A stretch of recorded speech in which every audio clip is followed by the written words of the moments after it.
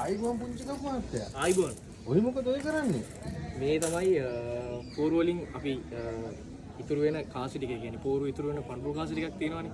ඒ ටික තමයි මේ තියෙන්නේ. ඉතින් අර ගොඩක් අය අහනවා මොකද මේ පඳුරු කාසි වලට කරන්න කියලා. ඉතින් අපි මේ තියෙන්නේ මම මාස 6ක මම හිතන්නේ මාස 6ක් එකතු කරපු මේ පෝරු වලින් ඉතුරු වෙච්ච පඳුරු කාසි ටික තමයි මේ තියෙන්නේ. ඉතින් මේකෙන් මෙන්න මෙහෙම එකතු කරලා අපි මේ අද නම් ඇවිල්ලා තියෙන්නේ කතරගමට. රයිට්. කතරගමට ඇවිල්ලා හරි කිරිවෙලට ඇවිල්ලා මේක පඳුරක් විදියට පූජා කරනවා කියන්නේ විවාහ පත්තන යුවලටත් ඒ වෙන පෝරුවෙන් වෙන ඒ දේවල් වලටත් ආශිර්වාදයක් කියලා තමයි කියන්නේ. ඉතින් ගොඩක් අය අහනවා මේ පඳුරු කාසි වලට මොකද වෙන්නේ? සමහර පෝරුවේදී දාලා යනවා.